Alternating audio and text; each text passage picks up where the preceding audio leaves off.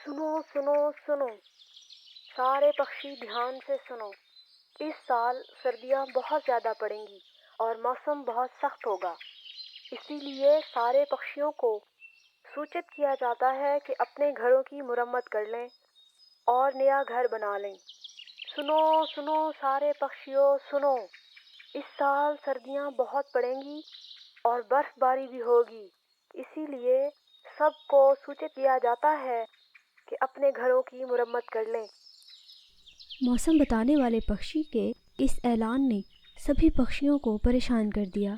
सारे पक्षी अपने अपने घरों की चिंता करने लगे कि आखिर वो इतने थोड़े से समय में नया घर कैसे बनाएंगे। कई चालाक पक्षियों ने पहले ही सर्दी की तैयारी कर रखी थी, लेकिन बहुत से पक्षी अभी भी अपने पुराने घोंसलों में रह रहे थे। चिड़िया को भी अपने घर की फिक्र थी, क्योंकि उसका पुराना घोंसला उसको इतनी शदीद सर्दी से बचा नहीं सकता था। लेकिन चिड़िया अकेली अपना घर नहीं बना सकती थी, क्योंकि उसका ज़्यादा वक्त तो अनाज की खोज में लग जाता था। मैं इतने कम समय में अपना घर नहीं बना सकती। मुझे लगता है मुझे किसी से मदद लेनी पड़ेगी। मेरे ख्याल में डोडो से मदद लेनी चाहिए। उसने अपना घर तो बहुत पहले बना लिया था। मैं बात करती हूँ कि वो मेरे साथ मिलके मेरा घर भी बनवा दे। चिड़िया कौवे के पास जाती है कि वो उसका घर बनाने में मदद कर दे। कौवे भाई, आपको तो पता है कि इस साल सर्दी बहुत होगी और मैंने अभी तक अपना घर नहीं बनाया। आपने अपना घर तो बहुत पहले बना लिया था। मेरे पास घर बनाने के लिए समय बहुत कम है। क्या आप मेरा घर बनाने में मेरी सहायता करेंगे, ताकि सर्दियाँ आने से पहले पहले मैं अपना घर बना लूँ? जाओ जाओ, यहाँ से चली जाओ। मैं इतनी सर्दी में कोई काम नहीं कर सकता, और वैसे भी अभी मेरे घर का कुछ काम बाकी है। मैं वो काम ही कर लूँ तो बहुत है। मैं तुम्हारी कोई मदद नहीं करने वाला। निकलो यहाँ से। चिड़िया बारी बारी सब पक्षियों के पास जाती है, लेकिन कोई भी उसकी मदद करने को तैयार नहीं होता। चिड़िया उदास होकर अपने घोंसले में आकर बैठ जाती है। जंगल के किसी पक्षी ने भी घर बनाने में मेरी सहायता नहीं की। मुझे लगता है मुझे खुद ही आहिस्ता आहिस्ता अपना घर बनाना होगा। अगर मैं रोज़ थोड़ा थोड़ा काम करूं तो मैं अपना घर सर्दियां आने से पहले बना लूँगी। चिड़िया अपना घर बनाने के लिए तिनके ढूंढने निकल पड़ती है। वो तिनके और लकड़ियाँ ढूंढते ढूंढते जंगल से बहुत दूर निकल जाती है। वहाँ उसको एक जख्मी परिंदा ज़मीन पर पड़ा हुआ नज़र आता है, जिसके जिस्म में तीर लगा होता है। चिड़िया जल्दी से उस पक्षी के पास जाती है और वो तीर निकाल देती है। वो क्या देखती है कि तीर निकलते ही वो परिंदा एक बहुत ही खूबसूरत परी में बदल जाता है। चिड़िया ये देखकर बहुत हैरान होती है कि ये पक्षी परी कैसे बन गया। अरे चिड़िया रानी, चिंता ना करो, मैं फलों के देश की परी हूँ। मुझे काले जंगल के जादूगर ने अपने जादू से पक्षी बना के इस तरह छोड़ दिया था और कहा था मैं तब तक परी नहीं बन सकती जब तक कोई इस तीर को नहीं निकालेगा।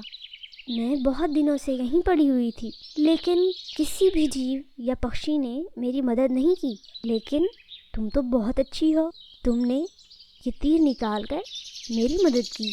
परी दीदी, मैं तो हर किसी की मदद करती हूँ, लेकिन कोई मेरी मदद नहीं करता। ये कहकर चिड़िया ने परी को वो सब बता दिया कि कैसे सर्दियाँ आने वाली हैं और कोई भी पक्षी उसका घर बनाने में उसकी सहायता नहीं कर रहा। चिड़िया रानी, तुम परेशान ना हो, तुमने मेरी मदद की है तो अब तुम मुझसे जो भी मांगोगी मैं वो तुम्हें दे दूँगी। क्या सच में आप मुझे वो देंगी जो मैं मांगूंगी?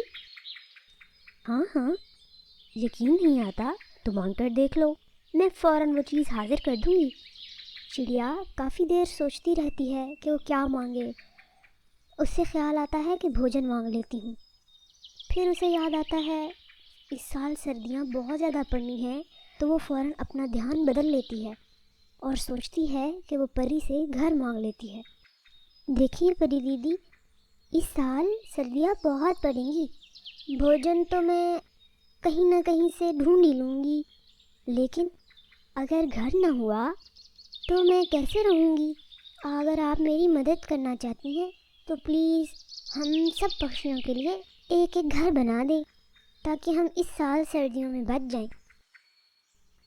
तुम बहुत अच्छी हो। बाकी सब पक्षियों ने तुम्हारे साथ कितना गलत किया और तुम्हें अब भी उनकी फ़िक्र है। मुझे ये जानकर बहुत खुशी हुई। चलो ऐसा करते हैं, तुम मुझे अपने साथ जंगल ले चलो। वहाँ सबको मैं उनकी पसंद का घर बना दूंगी। चिड़िया परी को लेकर अपने जंगल की तरफ चले जाती है। बाकी परिंदे परी को देखकर बहुत हैरान होते हैं। मैं फूलों की देश की रानी हूँ। मेरी चिड़िया ने काले जंगल के जादू से मेरी जान छुड़वाई थी, इसीलिए चिड़िया अब जो भी मांगेगी मैं उसको दूंगी।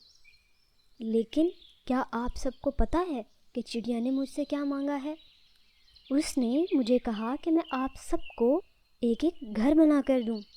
हालांकि मुझे पता है कि आप लोगों ने चिड़िया के साथ क्या किया।